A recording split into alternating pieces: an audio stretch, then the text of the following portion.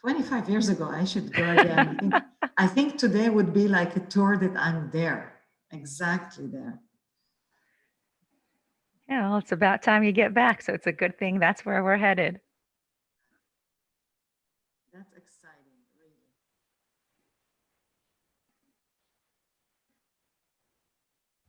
Welcome, everyone. So glad to see so many of you here with us again in this tour.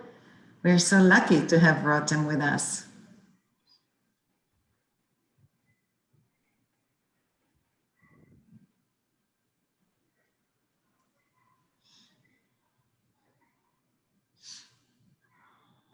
Wow, I feel like that's the fastest I've ever gotten to 50 people.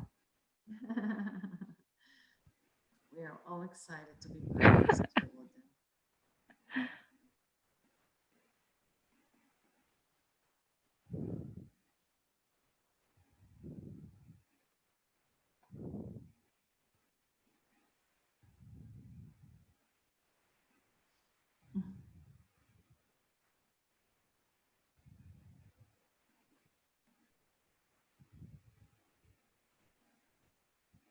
Welcome, everyone. We will start shortly in a few minutes. We'll let everyone join us.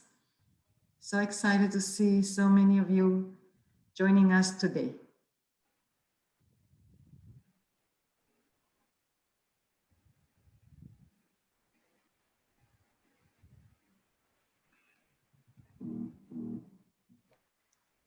Oh.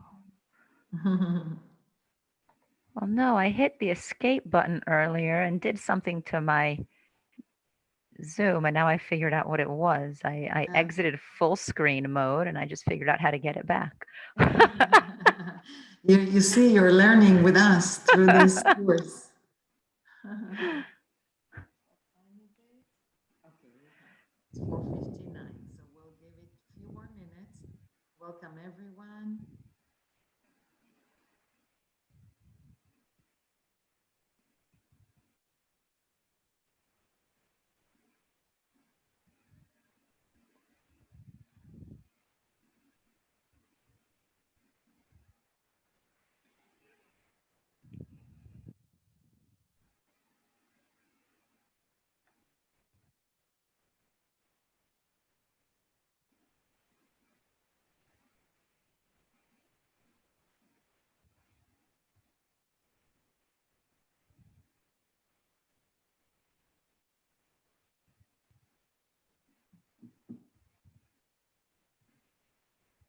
Wonderful.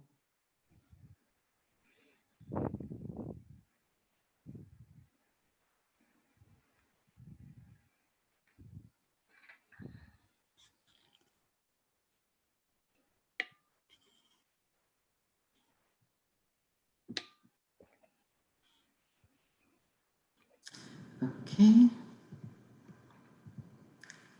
I don't want people to miss this tour, so I'm trying to wait a few more minutes as I see more people are joining us. So bear with me, everyone. We'll give it 1 or 2 more minutes and we will start. I will introduce you to the group. And if you stay to the end, you get a vote in the poll that decides where we go next time. So don't leave too fast after the tour ends. You got to make sure you vote. Of course, we will make sure to remind them again later. People are joining us. That's awesome. Welcome, everyone, to our Masada tour. We will start very shortly, I promise.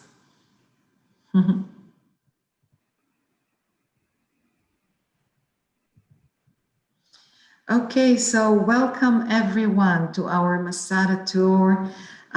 Today, we are very excited to have you on board with us. I do request everyone, first of all, to let you know that this tour is brought to you by the Ross Family JCC of Greater Orlando. And what's going on? And by our partners, South Florida JCCs, Fort Lauderdale, Boca Raton, North and South Miami Beach. We're very excited to have you with us. And Tampa, I'm sorry, with us. We're very excited to have our partners with us for this tour. We also request, if you love this tour and you enjoy this tour today, please consider a donation to the Ross Family JCC to help us bring you more virtual Israel tours in the next future that we have actually on board. So please consider, it's orlandojcc.org/Masada. That would help us to keep Rotem with us along this year. So I would like to welcome Rotim Shah. And Rotem will tell you again a little bit about herself if you forgot, and then she will tell us about the tool. So please stay with us towards the end as well. You will be able to vote what your next tour, what you would like to see in the next tour, and it's going to help us to choose the next one. So welcome, Rotem, and thank you so much for being with us. Thank you, Avivita, for having me here and the JCCs of Florida. So for those of you who I haven't met yet, welcome. My name is Rotem, and I was born here in Israel, and my family moved to Miami, Florida when I was 2 years old, so I went with them. I understand we have a lot of people from the South Florida area here right now, so I lived near NMB, but I went to Crop, which for those of you who don't know, it's the high school basically on County Line Road between Miami, Dade, and Broward County. So it was really weird because the people living just a block to the north couldn't go to the school, even though it was within walking distance of their house because it was a different county. So that always struck me as a little odd.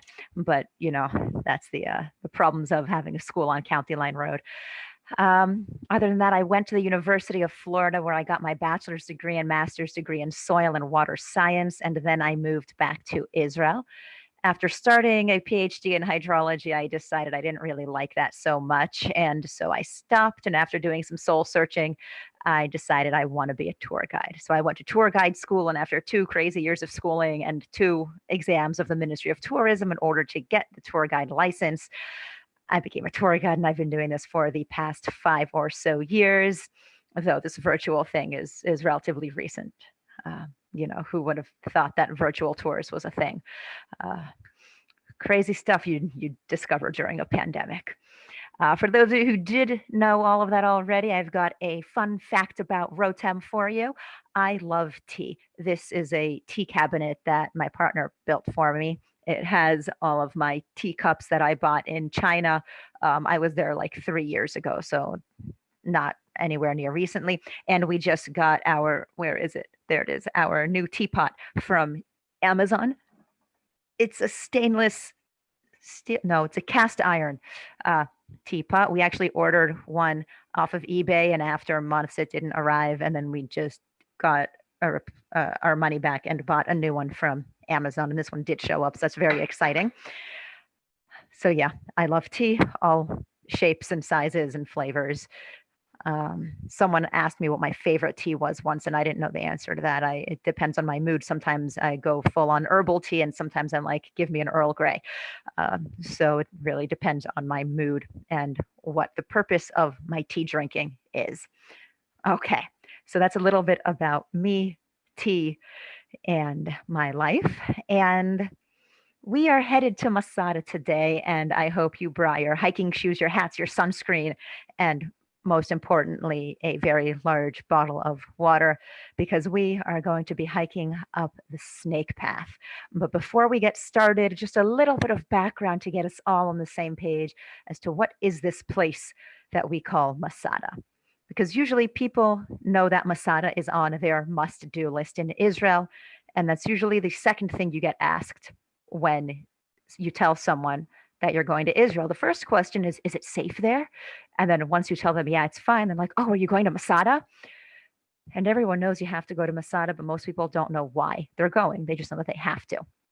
And so hopefully by the end of this tour, you'll understand why you have to go to Masada.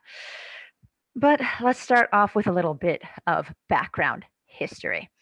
And so Masada starts off during the time period of Hanukkah, we are all familiar with the story of Hanukkah. We have the Maccabees who are fighting against the Greek rule and they're looking for religious freedom. They get a state, and basically we celebrate their consecration of the temple with the pot of oil, jar of oil that lasts for 8 days instead of 1. And this was part of the inauguration ceremony that they did in the temple. And when they get their own state, they basically have to safeguard it. And what do? On the outskirts of your state, you put your military defense. And so Masada was a military outpost on the borders of this newfound kingdom. Now, after the Maccabees, we have the Roman time period. So the Romans come in the mid-60s BCE, and they put King Herod in place. Where have we been? We've been to Jaffa and Jerusalem. So we talked about King Herod when we were in Jerusalem and how he built the second temple. But basically, he does a lot more than that because he's put in place by the Romans to be king of the Jews. And so in order to please the Jews, he builds the second temple. In order to please the Romans, he builds places like Caesarea, which was the first deep water port in this region 2,000 years ago. And that is one of the options for our next tour. So stay tuned and vote at the end. Basically, we would probably label him as a paranoid schizophrenic.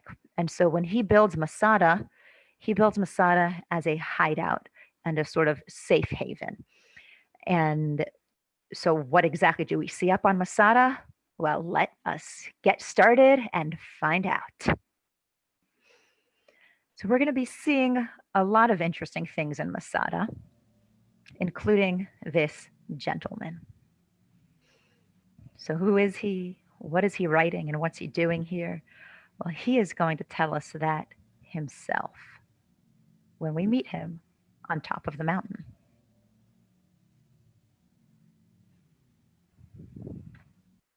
במשך 3 חודשים אני לא הפסקתי לבוא לפה. יש לי את המפתחות של המקום. אני עולה מהמערב, אני פותח את הדלת, מצדה אין אף אחד. אני שומר מרחק, שומר נגיעה, אני מגיע לפה עם המסכה שלי, אני פותח את הספר, יש לי פה חשמל, מזגן, יש לי פה, ואני יושב וכותב. In order to meet him, we have to start hiking. So get your hiking shoes ready, and here we go. We are going up the snake path. So the snake path gets its name because it's very twisty and turny and windy, and from an aerial perspective, it looks like a slithering snake. In my years as guiding, I haven't seen yet even one single snake on the snake path, which is good because then I probably would never hike up it ever again. When you hike up the snake path, especially in August, you're going for a sunrise hike. So we are going to watch the sunrise. Usually, when you do the sunrise hike, they open the snake path about an hour before sunrise. You hike up to the top and then you watch the sunrise from the top of the mountain. But because of the pandemic, you have to order your spot in advance, and they only open the snake path at 5 a.m.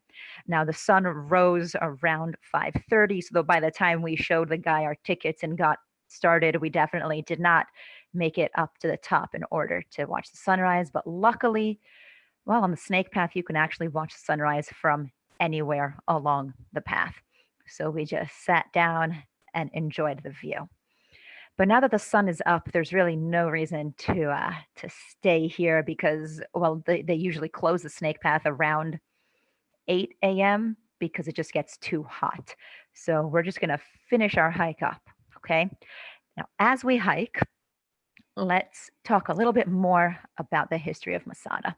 We said that we were going to label King Herod as a paranoid schizophrenic. He believes that everyone is out to get him, and he builds Masada as a safe house. After King Herod dies, the Romans put their own people in charge, and that just doesn't go very well. The people that the Romans put in place, well, they don't really know anything about the people that are living here, about the religion, about the customs.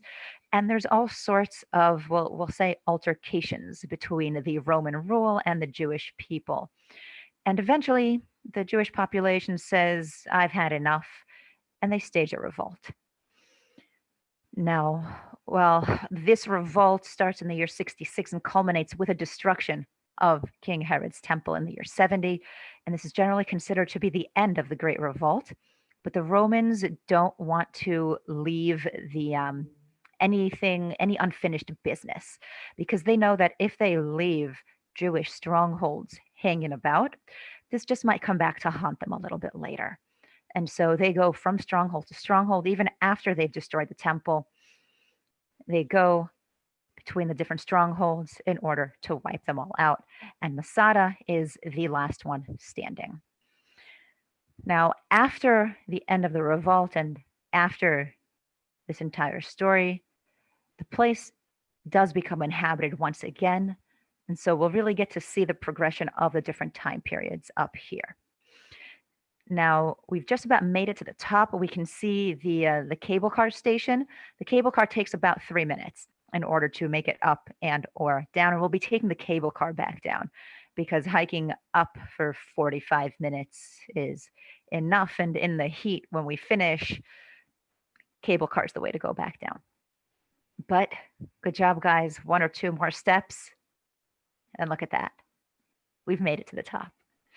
So even though usually this takes about 45 minutes, we've done it in about 7, I think. And that included watching the sun. And that includes watching the sunrise. So let's get going. We are walking through one of the main gate structure up here on Masada. And during the time period of King Herod, it was the only gate structure. Now, especially up here on Masada, we're going to follow a very specific format. We've got a model or a drawing or a depiction of the place, and then we'll see the place itself. So we've now zoomed into the northern section of Masada, because this is usually what you see when you come here on a guided tour. You don't always have time.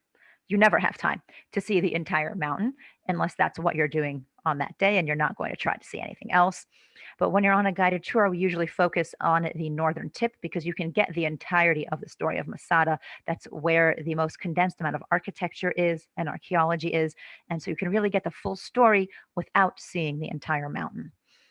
So from this angle, we can see a representation of the snake path coming down the side. And we're actually going to see a lot more on our tour than just the northern section, but that is where we're going to start and where our main focus is. Now, we said that King Herod would be considered today most likely a paranoid schizophrenic and believed everyone was out to get him.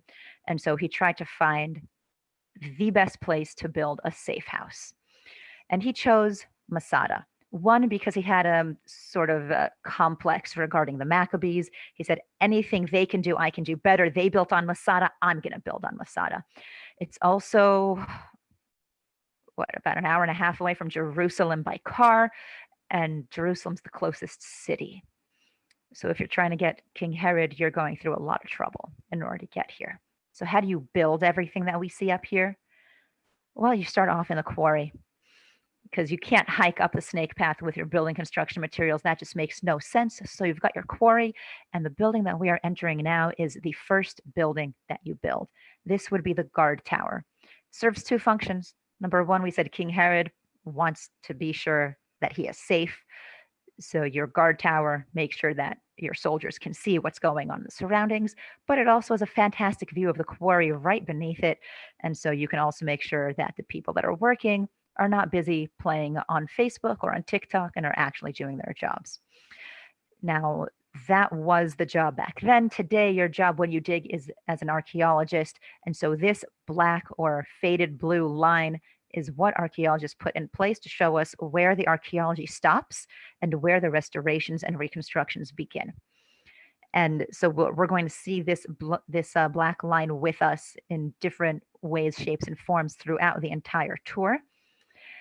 And again, everything underneath it is what archaeologists found, and everything above it is what's been rebuilt, because archaeologists have very active imaginations, and they look in the ground, they find 3 rocks, and they get all excited, and they're like, oh my God, I found the palace. And I'm like, oh my God, you found 3 rocks. Where do you see a palace here?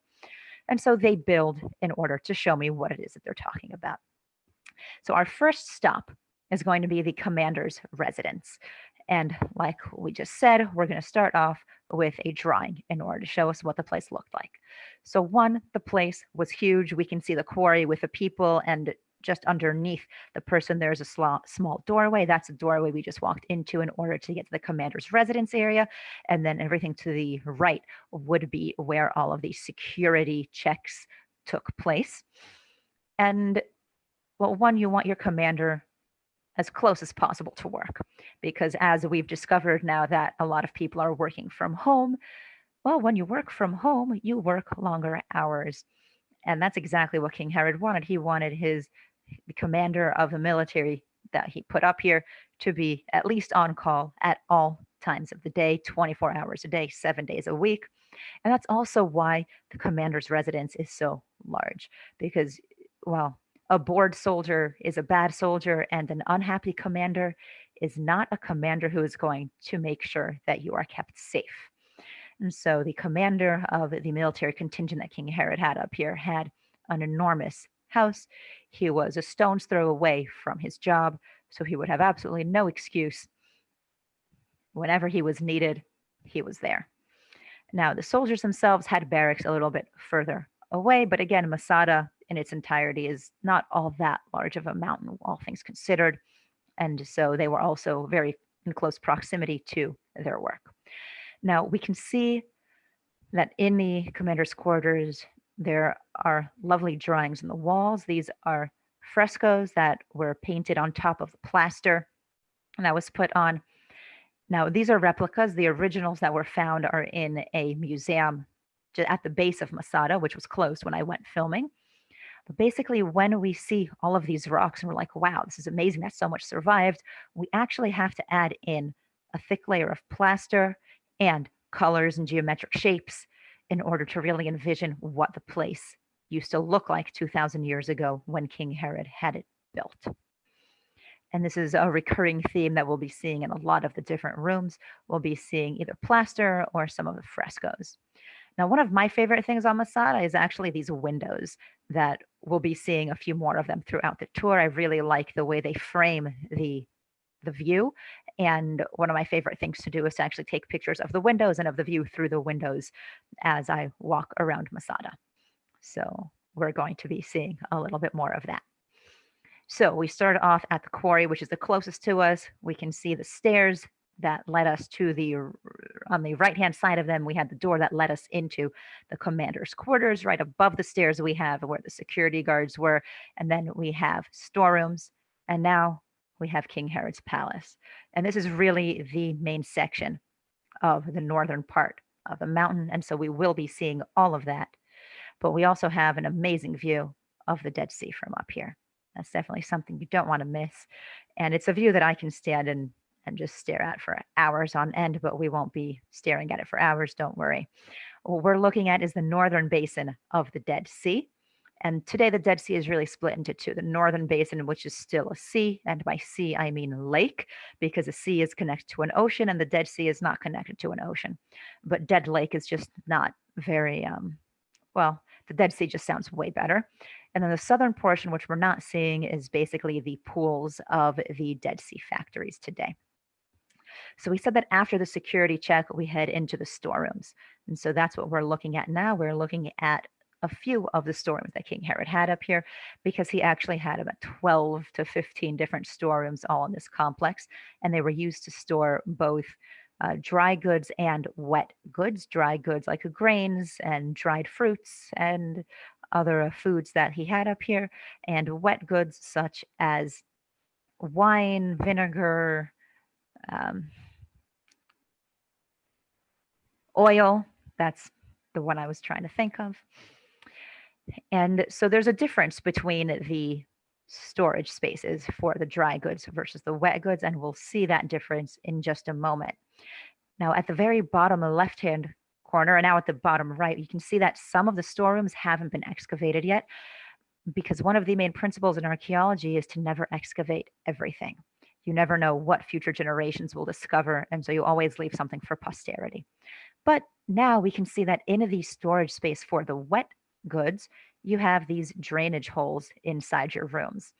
They've generously placed a canister the way that they would have been propped up 2,000 years ago. And so you can see that they're not the most sturdy of things. So it's very likely that something tipped over, someone dropped something, spilled something, and you want to be able to drain the room to make sure that you're not walking through sludge when you come in to get another bottle. Now, from here, we continue up to King Herod's palace. Now, this is the northern palace because it's at the northern tip of Masada, and we will also be visiting King Herod's western palace as well. So we're going to see two palaces here today. But the view. Now, usually when we have a Roman building, whether it's an administrative center, a public building, or a palace, they're all built in the same sort of fashion with an internal courtyard and all of your rooms surrounding it. This palace was built nothing like that. This palace was built inside out and on 3 different levels. And we're actually standing at the top level right now. And in just a few minutes, we'll be heading down to the 2 lower tiers as well. But basically, King Herod didn't build everything looking in. He built everything in this northern palace looking out. Because, well, one, yeah, he had guards all over the place, but he wanted to be able to see what's going on out there as well. And 2, well, look at the view. I mean, I can just imagine King Herod sitting on his porch, drinking a cup of coffee and reading the newspaper and enjoying the view. Now, he did this specifically in the northern palace because, like we said before, Jerusalem is the closest city, and it's to the north. And so he wanted to be able to see what was going on specifically from the northern direction. Now, this northern section of the palace was used as a bedroom area. So this is where King Herod's bedroom was and where his guest rooms were. So now, in addition to adding frescoes onto the walls, we can add mosaics on the floor because we can see that we still have remains of some of the mosaics up here. So we're going to head on down the stairs in order to see the lower 2 levels. And besides in these virtual tours, I have never taken a group down to these lower levels. It's a lot of stairs. And, well, there really isn't all that much to see, at least not in this middle level. So what do we see here? Well, we can see the foundations of the dining hall that King Herod had here. Archaeologists believe that on the curved area there were pillars holding up a sort of roof, and that in the middle there was a large gathering sort of area, and that it was used for dinners, for receptions, or that's what it would have been used for had King Herod ever come here. Now, they think that these 2 niches on either side of this wall were used as a library area because archaeologists found scrolls in here. They think that there were stone niches in the walls, and that in those niches there were wooden shelves. Now, we're heading down to the lower level, but as we go down, I want to take a look to our left and see some more archaeology down there. We are seeing a very big square of stone, and this was the main Roman base camp during the siege on Masada. We said that the Romans, they don't want to leave anything unfinished, and that Masada is the last stronghold that they have to conquer. And so they actually build 8 different siege camps surrounding Masada. Yes, 8 Roman siege camps surrounded this mountain. There were about a little less than 1,000 Jews on the mountain, and about 5,000 Roman soldiers, another 5 or so thousand slaves. So basically, on the mountain, 1,000 people. Surrounding the mountain underneath it, about 10,000 people.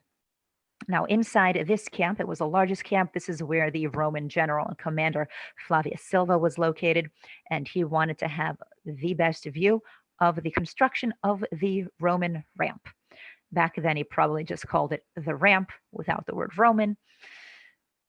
But that's the way the Romans were able to break into the city, because they definitely did not come up the snake path.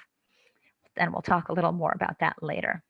Now, inside this large square, we can see another smaller square. This is where the Romans left a small contingent for hundreds of years after conquering Masada, because, well, just in case someone gets an idea like this again, they're going to be ready to nip that in the bud.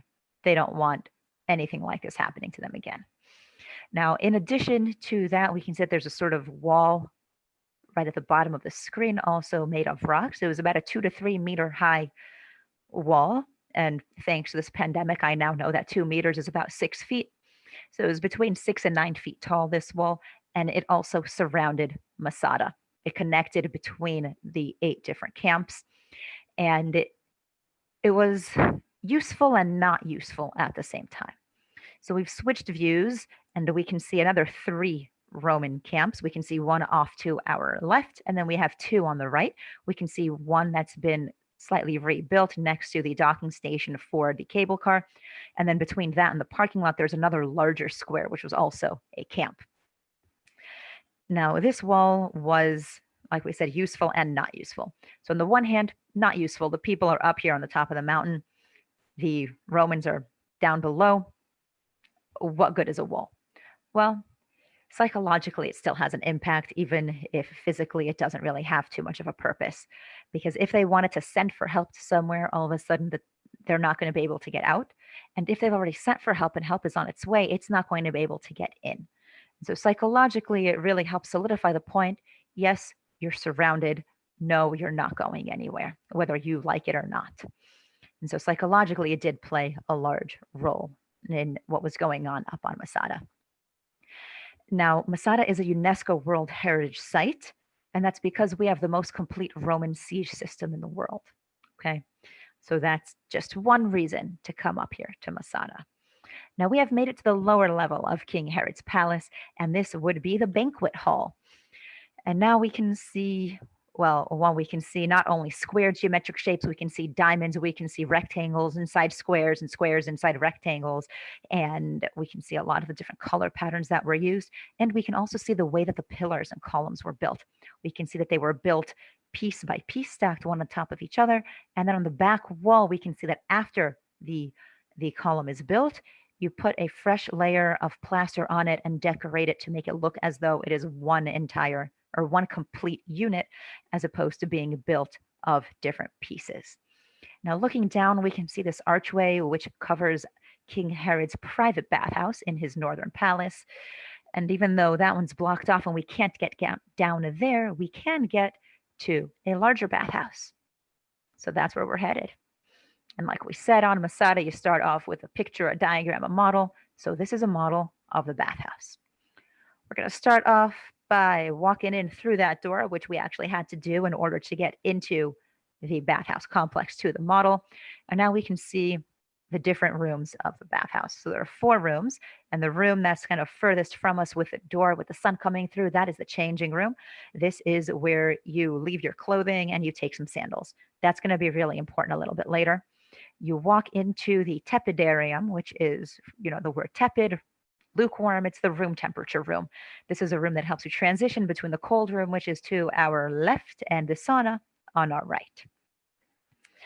Now, the bathhouse was a sort of all-day sort of activity, because in the courtyard, which we'll see in the diagram in a moment, that is where you could do your exercise, your physical activity before you head on in to enjoy the different rooms of the bathhouse. And if you see the mosaics on the floor in the diagram, we have a part of those mosaics still in the ground here today. So these mosaics have been here for 2,000 years, and that's pretty cool. I'm always blown away by mosaics that have survived this long.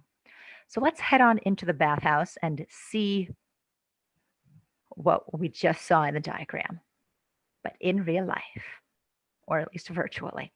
So again, we can see the restoration line, and we can see the frescoes on the walls. And here in the ground, we can see these triangular marks where the tiles used to be. So the floor in here was a sort of tiled floor. And we can see some of the original tiling in the corner. And we can also see that this bench is a later addition, because we saw that it was made of different pieces of columns. So this is really where we start to see changes that were made during the Great Revolt. And we'll talk more about that in a few minutes. Okay, we said this is where you change. You leave your clothing here and you take some sandals. So now let's get our sandals on. We got to get out of our hiking shoes and make our way into the tepidarium, the transition room. So like we said, we have two choices. We can either go to the left to the sauna or to the right to our cold room. So let's start with the cold section first. Right now they're working on putting up nets to prevent pigeons from coming in. But basically you walk down the stairs, you enter a cold water bath, and you can really enjoy your time soaking. From the cold room, you come back into the room temperature room where we transition between hot and cold. We don't want to shock our system. But again, we can see where the tiles were, we can see the frescoes on the walls. And so just a reminder to use your imagination whenever you don't see this in order to really help you complete the picture of what Masada looked like. Into the sauna, guys. So for me, one, it's amazing that, saunas existed 2,000 years ago. And that's a pretty cool thought in and of itself. And two, how does a sauna work? Because, well, they use a similar system that we still use today, at least in Europe, to heat the floors in the buildings. We have a double floor system. You have your bottom floor, you have little columns, and then you have another floor on top.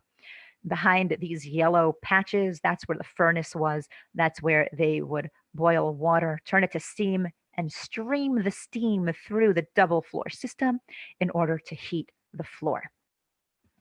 Now, not only did this heat the floor, in the wall, we can see these little rectangles. Those weren't tiling, these were tubes that were placed inside the wall and then plastered on top of. And that way the steam could flow not only between the floor, but also in the walls of the place in order to fully heat the entire room. Now, all that's left, that's a dry sauna, but we had a wet sauna. So we can see this hole in the wall here next to where the furnace was. That is how you get your water inside. It hits the floor and it turns to steam. And if you have water turning to steam when it hits the floor, that means that your floor is boiling hot. And if you don't have sandals, your feet are not going to be happy campers. So this is why the sandals were very important. But right, we said the water comes in, it hits the floor, it turns to steam, so it evaporates. And then this is why you have a curved ceiling in your sauna, because if you were to have a flat ceiling, your steam would condense on the roof and then you've created rain inside your sauna. That's not what we're going for. We have a curved roof so that water condenses and then trickles down the side of the wall, hits the floor, turns back the steam, and rejoins your water cycle without having created rain inside. Now, this is the exit. This is the only part of the sauna that we changed. There used to be another a sort of bathtub here, but because there are so many visitors that usually come here, we had to find a way to get them out as opposed to going back and forth. So we knocked a hole in the wall. Now, we have an overview of Masada. We can see 3 of the different siege camps that were around it, and we can even see the ramp. That is how the Romans made it up. Because we said the snake path, it takes 45 minutes. It's squiggly, squaggly. And 45 minutes is with a bottle of water. Romans have all sorts of armor, gear. They have war machines. They can't get up the snake path. The snake path, you cover an elevation of about 400 meters. They went to the other side of the mountain. On the other side of the mountain, you only have to go up about 100 meters. And they just built a ramp straight up. Now you can get your battering rams and anything else you want up there very easily. And so this is what they do. They built the ramp, they take up their war machines, and they knock a hole in the walls of Masada. And then they say, okay, guys, great job. These people aren't going anywhere. Get a good night's rest and we'll go up and conquer in the morning. But the Jews have other ideas. This picture is of the different pottery shards that were found with the names of the 10 main heads of households on it. Elazar ben Yair, he was the leader of the group up here on the Great Revolt, gathers the heads of households, and they make a decision together. Is it better to die a free people or be taken as slaves into the hands of the Romans? Who knows what the Romans are going to do to the men, let alone to the women and children? Is this what we want to happen to our friends, to our families? And so they decide that they're going to kill all of the inhabitants up on the mountain and then commit suicide themselves. And so that's what they do. They held a sort of raffle, and whoever's name was drawn got to kill all the other men, and then they committed suicide. And so when the Romans make it up, what they find or a bunch of dead bodies and 2 women and 5 children hiding out in King Herod's bathhouse.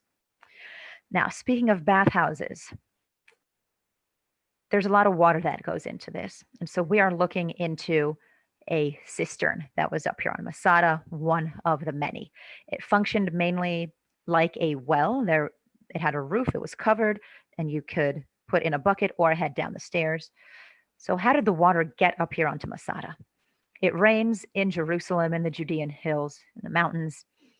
And when it rains enough up in Jerusalem, it flash floods down in the desert. Even 2,000 years ago, King Herod knew this. And so he built 2 aqueducts on the main riverbeds that flood down here. He had channeled all of the water in the aqueducts into cisterns that he built in the side of the mountain, 12 in total on 2 different levels. And then all that's left is he had another sort of snake path heading down to the level of the cisterns.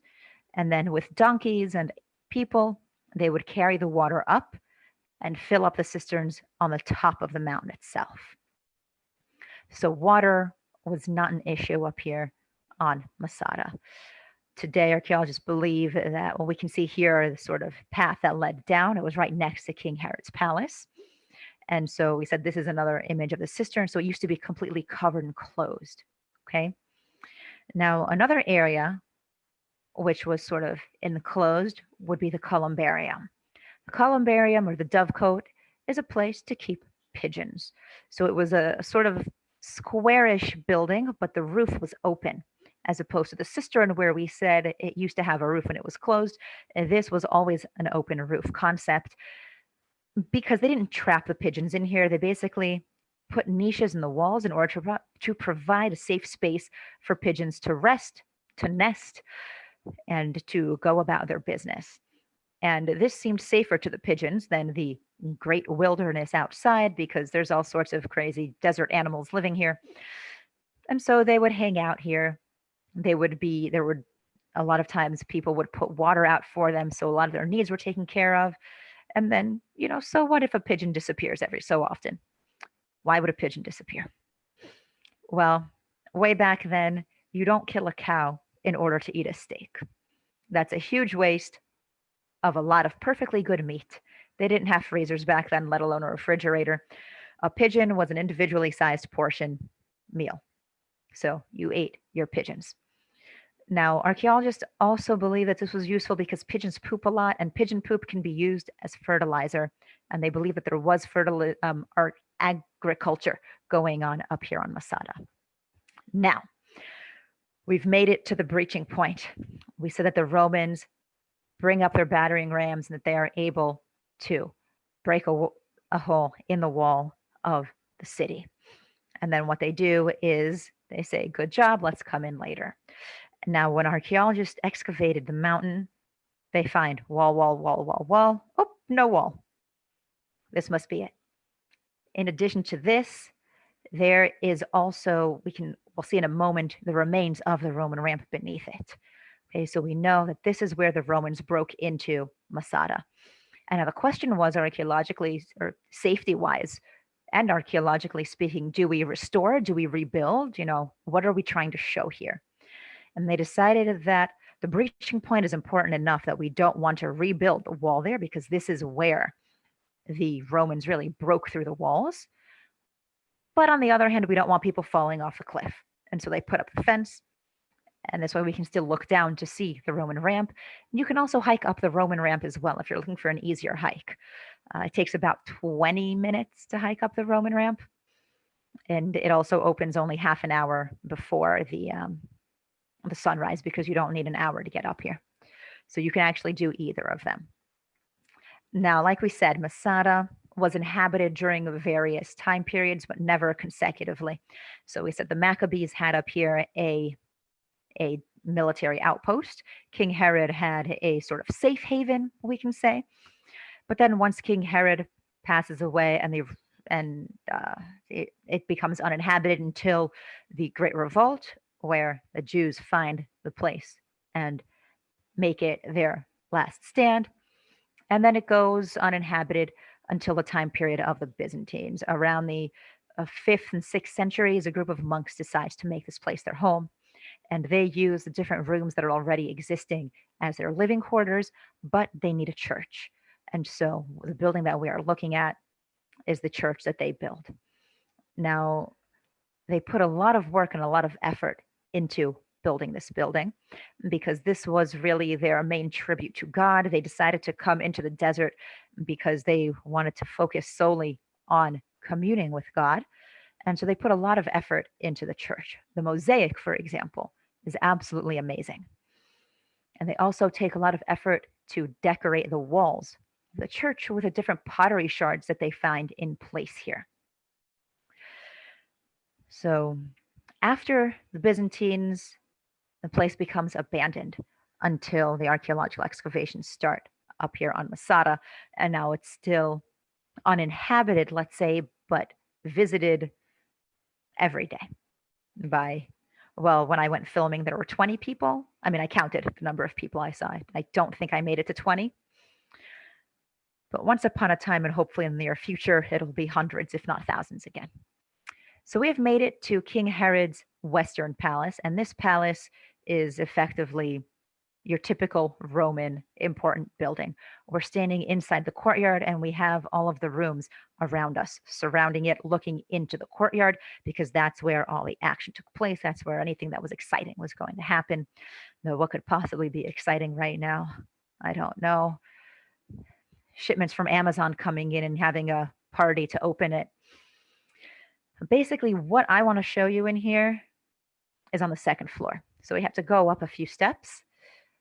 And it's more not exactly on the second floor, because from the second floor, we just have a great view back down into the first floor.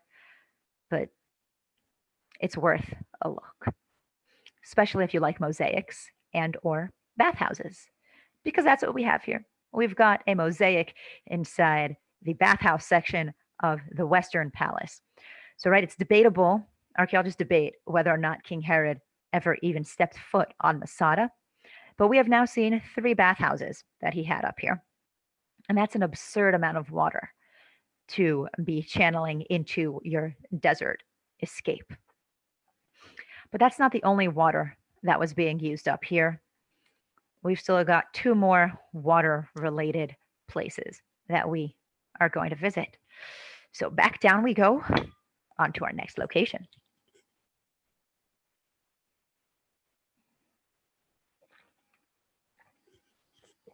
It's hot outside, guys. Make sure you're drinking enough water. So here we have it. We can see these lovely little cubbies. This is for your clothing, your cell phones, your car keys, whatever you need. And then once you've got all your stuff in your cubby, you can hop on into the swimming pool that King Herod had built up here. Right, earlier when we were in the commander's quarters, we said that a bored soldier is a bad soldier. King Herod wanted to make sure that the soldiers up here were happy and well entertained because he wants them to protect him. So in addition to the bathhouse, well, we have a swimming pool. And now we're going to go on into the largest water cistern that we found up here on Masada, because this is effectively what that other cistern that we saw looked like when it was a functioning cistern.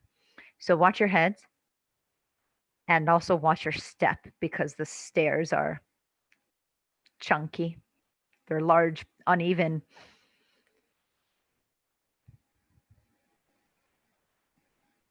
Okay, so we are now inside the largest water cistern up here.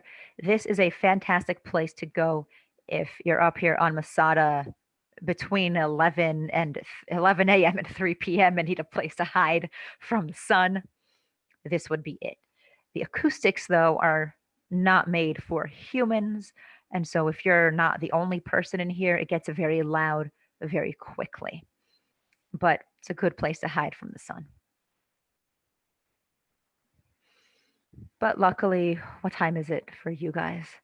It's 5 p.m. when we started, so it's close to 6 p.m. I don't know what time the sun sets in Florida right now, but the sun set a long time ago here in Israel. And so we're going to head on out and see the rest of what we have to see. Here we go. All right. So again, this is our third window. I love these windows. And we are in a part of the wall that was turned into a mikveh. The mikveh, or the Jewish ritual bath, was not built up here by King Herod. This is something that was built up here during the time period of the revolt, because even though they were disconnected from all of, well, everything, basically, that doesn't mean that they didn't want to keep everything, all of their rituals and customs and traditions intact. Now, to go along with the mikveh, they also built a synagogue up here during the time of the Great Revolt. Now, a synagogue back then, during the time period of the Second Temple, didn't function as a synagogue does today. Back then, it was more a place of gathering and study as opposed to a place of worship. But what was this place when King Herod built it? These were the stables. We're actually back next to King Herod's palace. And we said that the path leading down to the large cisterns on the side of the mountain was right here. So this is where he kept the donkeys and the mules and the animals that he had up here to help with agriculture, to help with the water bearing and the construction. Now, one of the fun things up here in the synagogue is that there's a room right behind these columns. And this is where we have a modern day scribe that sits and writes Torah scrolls. And he was kind enough to speak with us. So we're going to hear from him.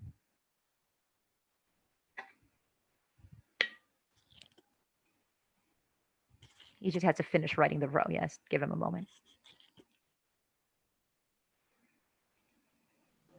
למה פה במצדה להחזיק סופר סתם שיושב וכותב ספר תורה?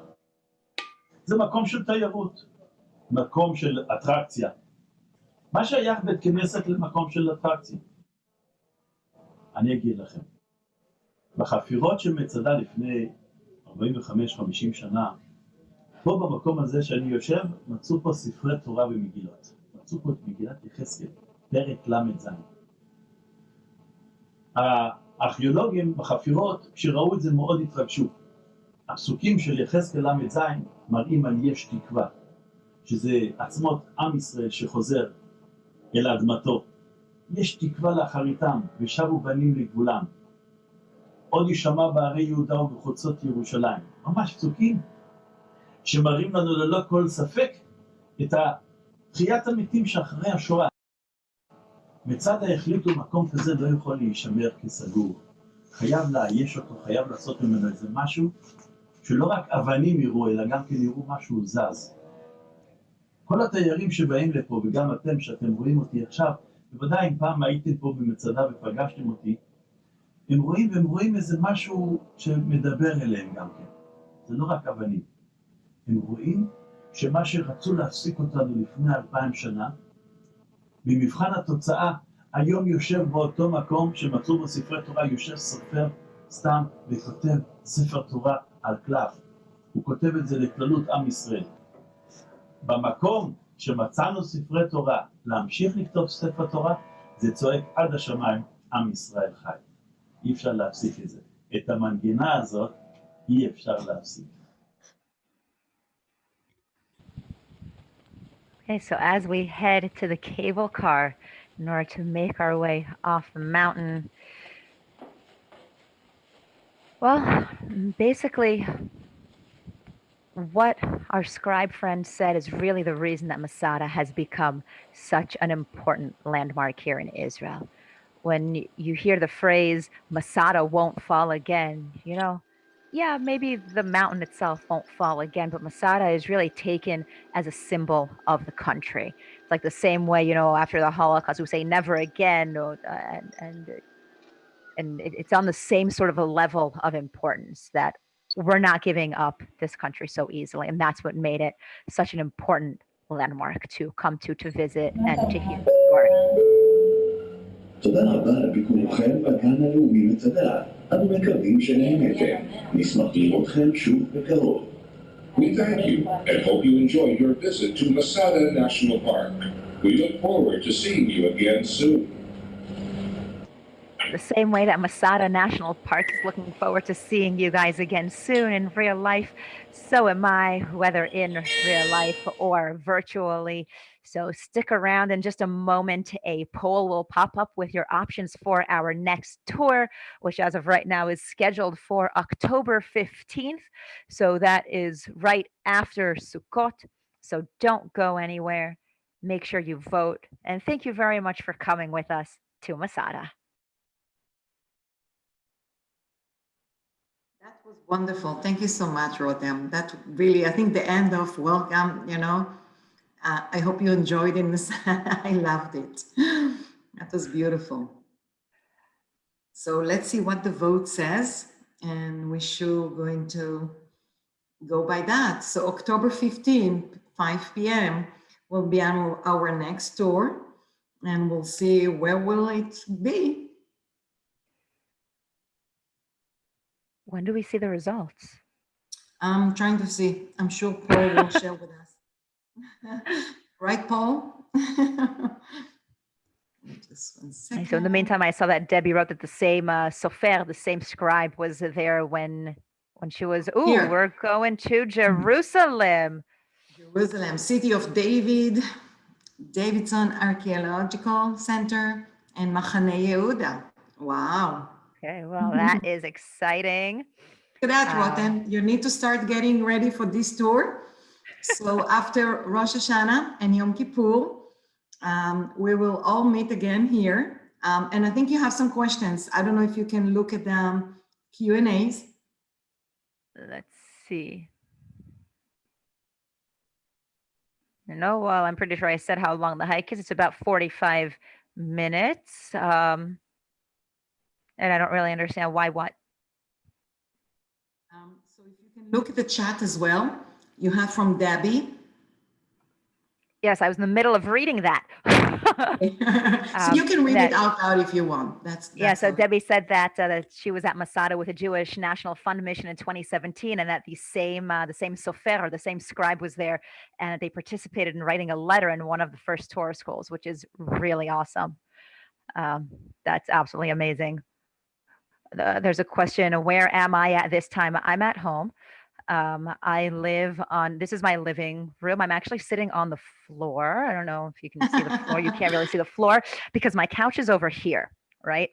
But hold on, I'm stuck. But when I sit on the couch, what you see are electrical outlets behind me.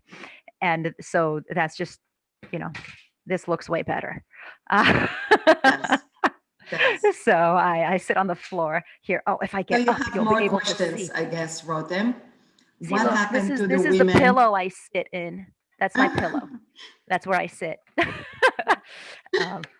Rotem, what happened to the women and children that survived the Romans? Children.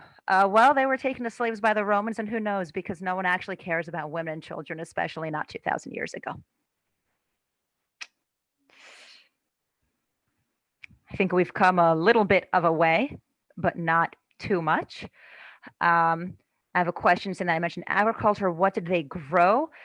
I'm not 100% sure. The archaeologists believe they grew some sort of like a little salad, like you would have in your sort of home garden. Maybe some. I mean, today I imagine them growing, tomatoes, cucumbers, and bell peppers, but potentially whatever a salad was made of 2,000 years ago. We have another question. Why did they not find any bones at Masada? So that is a very good question. And well, if you find a bunch of dead bodies, you're probably going to remove them. Maybe there's a mass grave not far from Masada that we haven't excavated yet.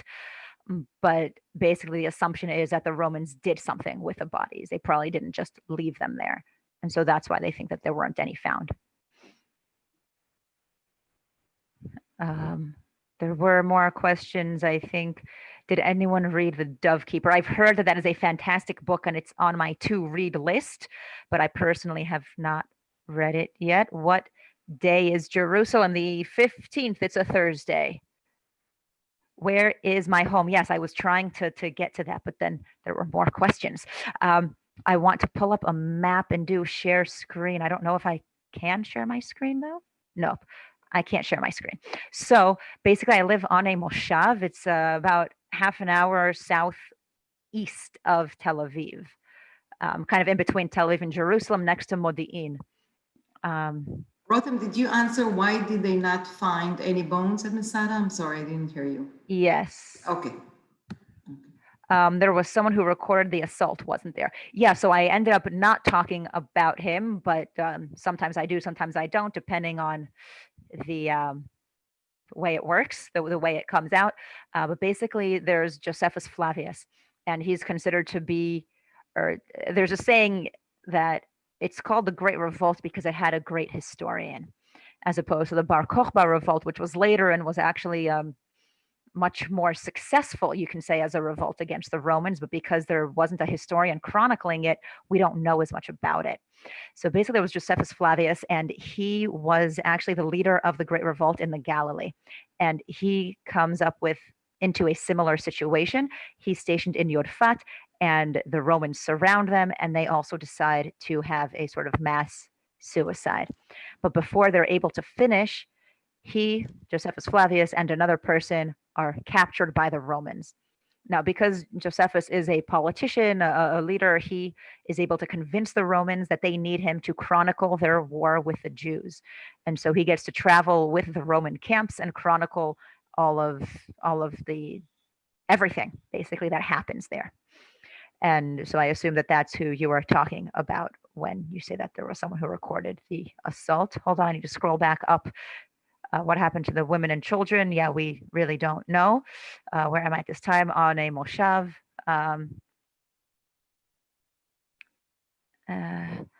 What day is Jerusalem? I answered. Yes, the question, I know you said it, that was where does not the known. scribe live?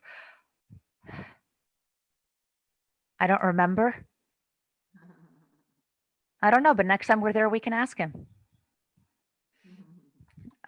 Someone recorded the assault. I'm going to read the Dove Keeper. Where's Masada? Sorry, you can share now. Any truth to that? Any truth to the fact that the women and children were left to tell the story? Potentially, that might have been what was going through the person's mind who didn't kill them and told them to go hide. We won't really know what the intention was there. But between the women and children and Josephus Flavius, we're pretty sure that we know almost exactly what happened up on Masada. So whether that was the intention or not is, it's only something that we can make assumptions about. Okay, let's see. Is there anything else in the questions and answers? No. Okay. More questions? So much. That was wonderful. We really, I personally enjoyed it so much. And as someone said in the chat, it is true. And I'm from Israel, and I've been in Masada many times. But I think learning so much about the history through the tour, it's so crucial to really understand the life there and what was there and what happened, and just a different pan of it. And I really enjoyed it as well. So on behalf of all of us, thank you so much. We really enjoy that. And we hope to do it again, October 15th. Yeah, see you guys in Jerusalem. Yeah, that's exciting. We're going to start the year off in Jerusalem, guys.